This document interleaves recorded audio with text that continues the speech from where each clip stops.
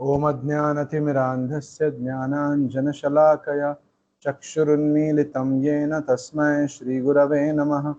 नमः ओम विष्णुपादाय कृष्णप्रेष्ठाय भूतले श्रीमते भक्तिवेदांत स्वामिन्निति नामिने। नमस्ते सारस्वते देवे गौरवाणी प्रचारिणे निर्विशेष शून्यवादी पाश्चात्य देशतारिणे। जय श्री कृष्ण चैतन्य प्रभु नित्यानंद श्री अद्वैत गदाधर श्रीवासादि गौर भक्तवृंद। हरे कृष्णा कृष्ण कृष्णा हरे हरे, हरे Ram Ram Ram Hare Hare. We are reading from the book The Path of Perfection by His Divine Grace A.C. Bhaktivedanta Swami Srila Prabhupada.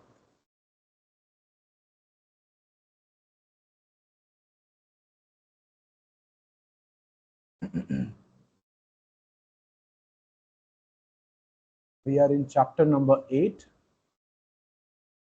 Failure and Success in Yoga. In the Bhakti Yoga process, the role of the spiritual master is most important and essential. Although the spiritual master will always come back until his devotees have achieved God realization, one should not try to take advantage of this. We should not trouble our spiritual master, but should complete the Bhakti Yoga process in this life. The discipline should be serious in his service to the spiritual master, and if the devotee is intelligent, he should think, why should I act in such a way that my spiritual master has to take the trouble to reclaim me again? Let me realize Krishna in this life. That is the proper way of thinking. We should not think, oh, I am sure that my spiritual master will come and save me. Therefore, I will do as I please. But if we have any affection for our spiritual master, we should complete the process in this life so that he does not have to return to reclaim us.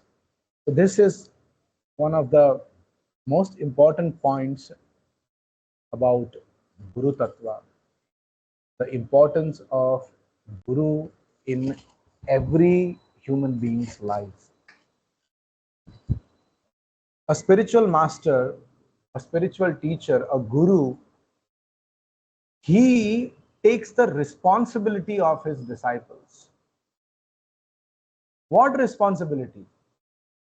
He takes the responsibility that once a jiva surrenders unto him as his disciple, so it is his responsibility that that jiva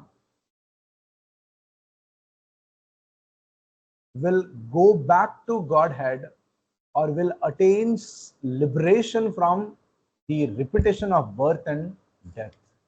This is the responsibility of the Guru. So long the jiva does not get liberation from material life, the Guru will not leave him. That is the meaning of a bona fide spiritual master. So that is the reason there are a lot of clashes between two groups of ISKCON today, right? One group says there should be living gurus, another group says no, this is the instruction of Srila Prabhupada that he has not appointed anybody among his disciples as his successor guru. So those who claim that there must be a living guru, there must be a spiritual master, teacher with whom I can sit face to face, who can hold my ears and ask me, why did you do this mistake? Who can correct me? to whom I can go and approach and ask the solutions for my problems. This is what they say. But a very simple question they are not able to answer, that are these gurus have the qualification or are capable of taking all the sins of their disciples and taking them back to Godhead, back to Krishna, back to the spiritual world. When this question is asked, who takes the responsibility of the liberation of the disciples? They say it is Srila Prabhupada. But when it comes to accepting the disciple, accepting the honor from the disciple, accepting the worship from the disciples, they are in the front. But when it comes to taking the sins of the disciple, taking the disciple back to Godhead, it is Srila Prabhupada. Right? So this is how, in a very pitiable condition, the situation is going on. But those who are following the path shown by Srila Prabhupada, the system given by Srila Prabhupada, they are in very safe situation, because Srila Prabhupada is a pure devotee, descended directly from the Goloka on the order of Lord Sri Krishna, and he is so qualified. In fact, the very purpose of his descent on this world is to take the souls, take the jivas back to Krishna. So if we hold on, as Srila Prabhupada says, hold on to my dhoti, right? So if we do that, what is the meaning of holding on to the dhoti of Srila Prabhupada? That means we should sincerely try to follow the instructions of Srila Prabhupada. When we do that, yes, Srila Prabhupada will definitely bless us, go back to Godhead. But by chance, if we are unable to go back to Godhead in this life, according to these principles, Guru has to come back again to take me back.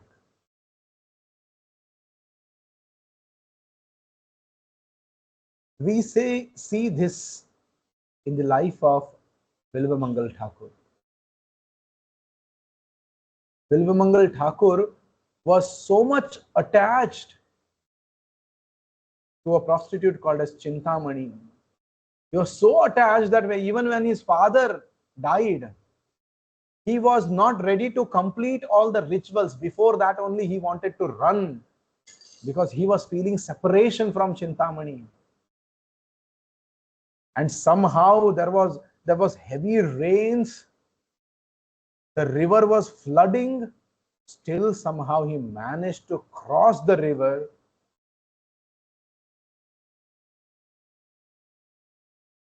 jump the wall holding a snake, cross the river by holding onto a dead body. Finally, he was in front of Chintamani. And when Chintamani saw this, she said, if you had the same attachment towards Krishna, you would have attained him.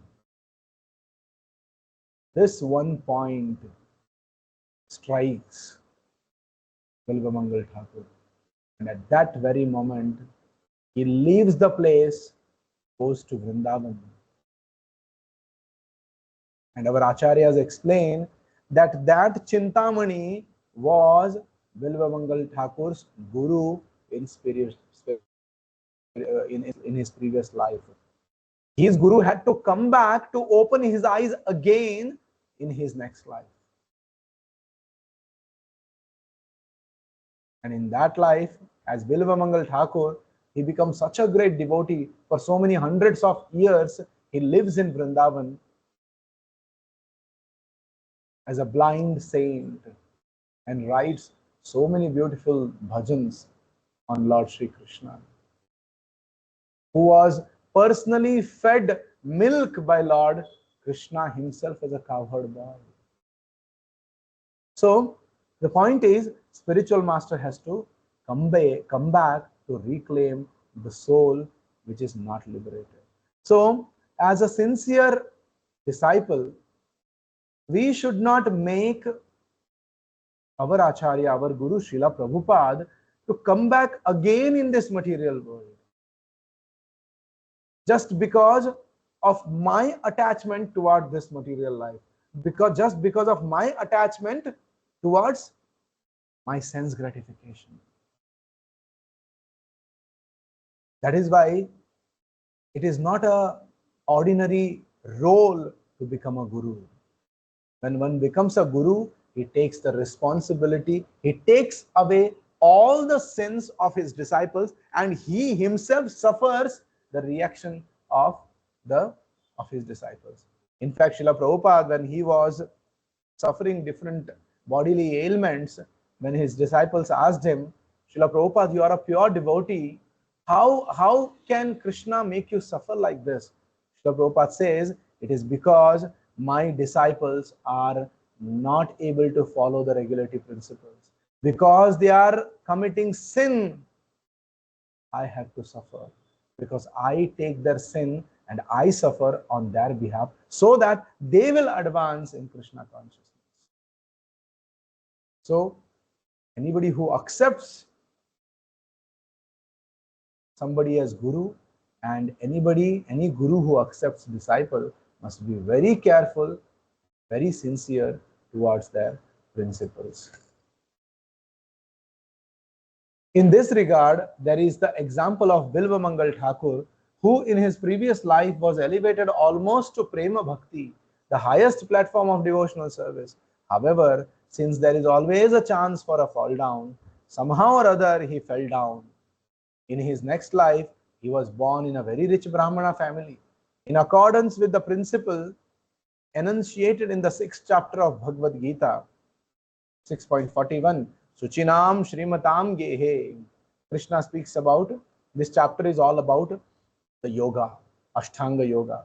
And anybody who fails in perfecting in the yoga system, for them Krishna says they will be born again in Suchinam Shrimatam Gehe, in the families, pious families of the Brahmanas or the rich aristocratic families. So unfortunately, as is often the case with rich boys, he became a prostitute hunter. Yet it is said that his spiritual master instructed him through his prostitute, saying, "Oh, you are so attached to this mere flesh and bones. If you were this much attached to Krishna, how much good you might have achieved." Immediately, Bilva Mangal Thakur resumed his devotional service. Although the spiritual master assumes responsibility for his disciple, he should not take advantage of this. Rather, we should try to please the spiritual master. Yasya prasadad bhagavat prasadaha.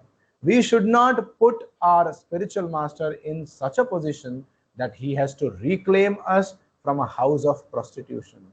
But even if he has to do so, he will do it because he assumes this responsibility when he accepts his disciples. The Bhakti Yoga process should be completed in this life, because in this life we have all the instruments necessary to become fully Krishna conscious. We have mridangas and cymbals and tongues with which to chant Hare Krishna. Even if we don't have mridangas and cymbals, we have a tongue. No one has to purchase a tongue.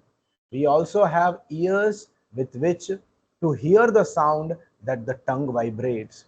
Therefore, we have all the instruments we need with us, a tongue and ears. We have only to chant Hare Krishna and use our ears to hear this vibration, and all perfection will be there. We don't have to become highly educated scientists or philosophers. We have only to chant and hear. See how Srila Prabhupada makes it very simple, right? Bhakti yoga is very simple. As Krishna says, Susukham kartum avyam. It is very happily done, right? We have all the instruments to make our life perfect in this life. We have mridangas, cymbals. If mridangas and kartals are not there, we have a tongue, we have ears. We can vibrate Krishna's names with our tongue and hear the same with our ears. And that is sufficient for a devotee to go back to Krishna. We don't need high qualifications, material qualifications of like becoming a scientist or a doctor or R&D, so many things. No, we don't need all of them. We only have to chant and hear.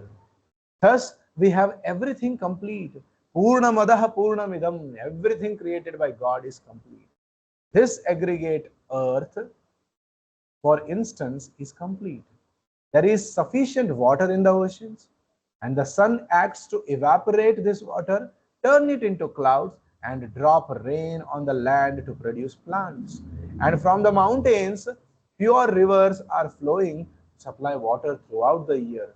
If we want to evaporate a few hundred gallons of water, we have to make many arrangements, but the creation is so complete that millions of tons of water are being drawn from the ocean, turned into clouds, and then sprayed all over the land and reserved on the peaks of mountains so that water will be present for the production of grains and vegetables. Thus, the creation is complete because it comes from the complete.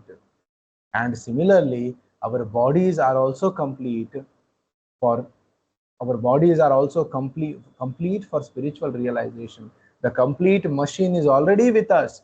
We have only to utilize it to vibrate the transcendental sound Shabda of Hare Krishna, and we will attain complete liberation from all material pangs.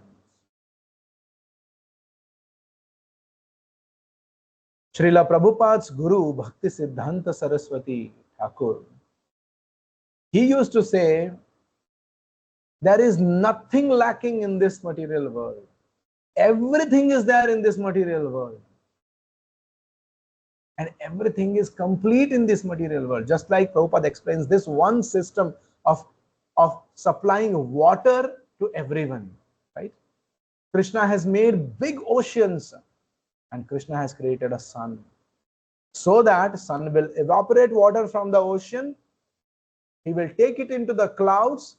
It will be purified and will be poured down as rain and will be stored on the mountains, which will flow down as rivers, and as rain, others, people in general, the fields, they will become fertile and they will grow the required grains, vegetables, fruits,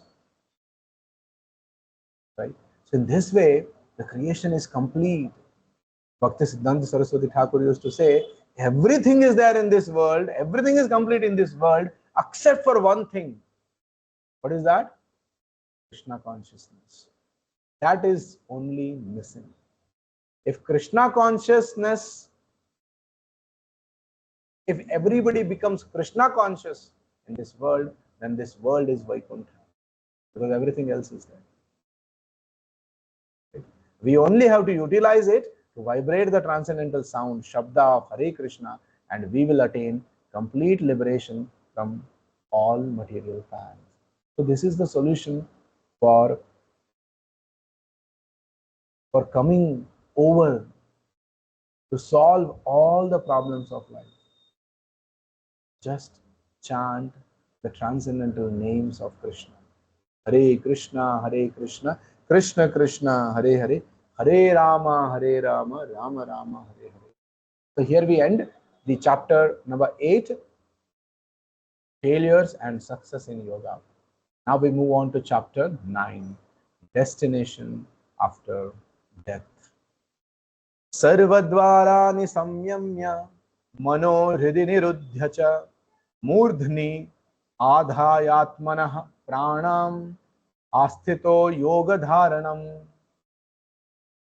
The yogic situation is that of detachment from all sensual engagements, closing all the doors of the senses and fixing the mind on the heart and the life air at the top of the head. One establishes himself in yoga. So in this verse, Krishna explains in the 8th chapter how the yogic situation, it is of detachment from all sensual engagements, closing all the doors of senses and fixing the mind on the heart and the life air at the top of the head. One establishes himself in yoga. One translation of the word yoga is plus, that is just the opposite of minus.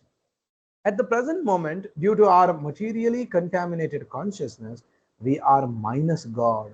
When we add God to our lives, when we connect with Him, life is perfected. This process has to be finished at the time of death. Therefore, as long as we are alive, we have to practice approaching that point of perfection so that at the time of death, when we give up this material body, we can realize the Supreme. Prayana kale manasa chalena bhaktya yukto yoga balena chaiva ध्रुवोर मध्ये प्राणम आवेश सम्यक satam param purusham upaiti divyam. How at the point of leaving this body, what happens? Krishna says, one who at the time of death fixes his life air between the eyebrows and in full devotion engages himself in remembering the Supreme Lord will certainly attain to the Supreme Personality of Godhead. The words Prayana Kale means at the time of death. Life is kind of a preparation for the final examination, which is death. What life is all about? It is about preparing for the final examination. And what is final exam? Final exam is death, leaving this body. Life is kind of a preparation for the final exam, which is death. If we pass that examination, we are transferred to the spiritual world. According to a very common Bengali proverb, whatever you do for perfection will be tested at the time of your death. Bhajan karo, sadhan karo, martya janle hoy. Means whatever bhajan you do, whatever sadhana you do, whatever achievements you do, all that will be tested at the time of death. If we are chanting like a parrot, Prabhupada gives this example. You can make a parrot also chant, a bird, parrot. You can make it chant Hare Krishna, right? But when a cat comes and catches its neck, that parrot will forget Hare Krishna and will do kah, kah, kah, kah. Prabhupada says this. As devotees, serious practitioners of Krishna consciousness, our life should not be like this. We see many times, many occasions, sometimes devotees, those who are chanting, those who are initiated, they meet with accidents, and in that horrible condition, they are not able to chant Hare Krishna. Even though they are conscious,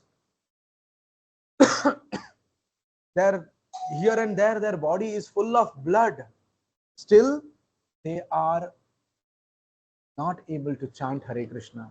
Why? Because throughout the time they did not chant attentively. They did not chant for the sake of chanting.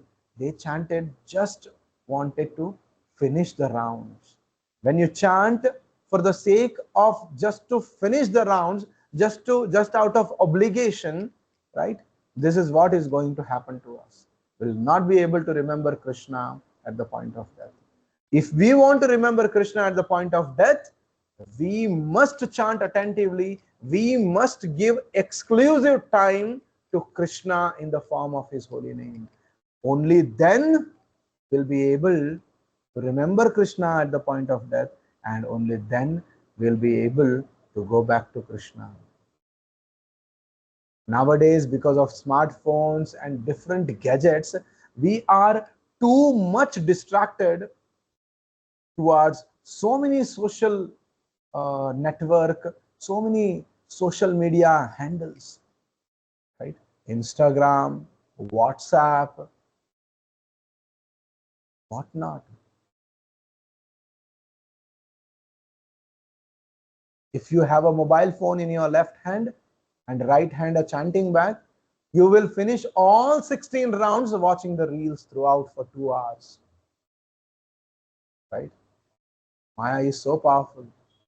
And what is the use of such chanting? You will not be able to remember Krishna at the point of death. You will remember Krishna only when you have practiced to remember Krishna exclusively throughout your life. Otherwise, it is not possible. Bhajan karo, sadhan karo, martya jaan le hoy. Martya jaan le hoy means all the bhajan, all the sadhan will be tested at the point of death. This process by which the yogi closes the doors of the senses is technically called pratyahara, because in Ashtanga Yoga there are 8 steps, right? Yama, Niyama, Asana, Pratyahara, Dharana, Dhyana, Samadhi, right? Pranayama. These are the different steps in yogic process. So the step in which the yogi closes all the doors of his senses for a sense gratification is called as pratyahara, meaning just the opposite. Because senses are going towards sense gratification. Senses are going towards its objects of sense gratification. One goes in the opposite direction, that is called as pratyahara. Presently, our senses are engaged in seeing worldly beauty. Just the opposite means retracting the senses from that beauty and seeing the beauty inside. Hearing is concentrated on the Omkara sound that is within. Similarly, all the other senses are withdrawn from external activity. The mind is then concentrated on the Vishnu Murti within the heart. Manaha Hridhi Nirudhya. The word Nirudhya means confining. The mind within the heart, confining the mind within the heart. When the yogi has thus withdrawn his senses and concentrated his mind, he transfers the life air to the top of his head and decides where he should go. There are innumerable planets, and beyond these planets is the spiritual world. The yogis obtain information of these planets from the Vedic literature. Just as before coming to the United States, I obtained information about this country from books. Since all the higher planets in the spiritual world are described in the Vedic literatures, the yogi knows everything and can transfer himself to any planet he likes. He does not need a material spaceship. Scientists have been trying for many years to reach other planets with spaceships, but this is not the process. Maybe by this means, 1 or 2 men can reach a planet, but that is not the general process. It is not possible for everyone. Generally, if one wants to transfer himself to a higher planet, he practices this Jnana Yoga system, not the Bhakti Yoga system. The system of Bhakti Yoga is not used for attaining any material planet. The devotees of Krishna are not interested in any planet within this material universe because they know that all planets, the 4 basic miseries exist: birth, old age, disease, and death. Even if you go to the higher planets, the lifespan may be more, but there is birth, there is old age, there is disease, and finally death.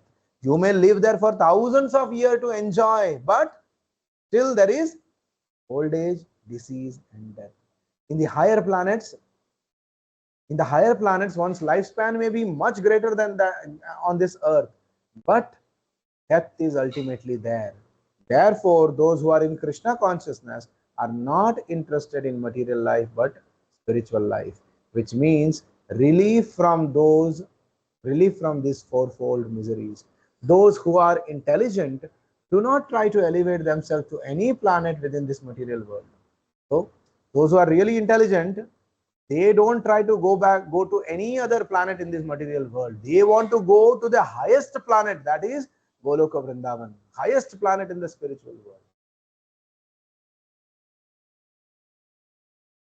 To attain a higher planet, one has to prepare a particular type of body to enable one to live on that planet. We cannot attain these planets by artificially materialistic means because a suitable body is necessary to live there. We can stay within water only a short while, but fishes are living there entire lives.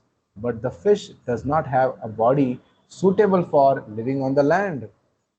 Similarly, to enter a higher planet, one has to prepare a suitable body. So just like you can see, we are on earth, right? So that is why our body is made up of earth, right? So there are planets which are made up of fire. The bodies of the living entities there in that fiery planet will be made of fire, made up of fire. Similarly, there will be other elements with which the planets are made, and the bodies of the living entities in those planets will be made by those elements. In the highest planets, 6 of our months are equal to, in the higher planets, 6 of our months are equal to one of their days. And the inhabitants of these planets live 10,000 years. This is all described in the Vedic literatures. Although the lifespan on these planets is very long, there is ultimately death.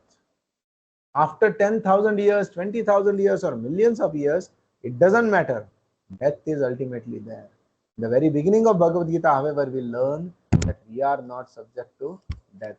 Najayate, najayate, mriyate va kadachin, nayam bhutva bhavita vana bhuyah, ajo nitya shashvato ayam purano, nahanyate hanyamane sharire. For the soul, there is never birth or death. Nor having once been, does he ever cease to be. He is unborn, eternal, ever existing, undying, and primeval. He is not slain when the body is slain. Na hanyate hanyamane sharire. Krishna thus instructs us that we are spirit, soul, and eternal. Therefore, why should we subject ourselves to birth and death? One who utilizes his intelligence can understand this. One who is situated in Krishna consciousness is not interested in promotion to any planet where death exists. Rather, being promoted to the spiritual sky, he receives a body just like God's. Ishvara Parama Krishna Sachidananda Vigraha Anadiradir Govinda Sarvakarana Karanam. God's body is Sachidananda, eternal, full of knowledge and full of pleasure. Therefore, Krishna is called the reservoir of all planets. If upon leaving this body, we transfer ourselves to the spiritual world, to Krishna's planet, or any other planet, spiritual planet, we attain a similar body full of Sachidananda. So here we close. Thank you all for joining. Vishwaguru Srila Prabhupada Ki Jai. Nitai Gaur Premanande Hari Hari. Thank you, Prabhu. Hare Krishna.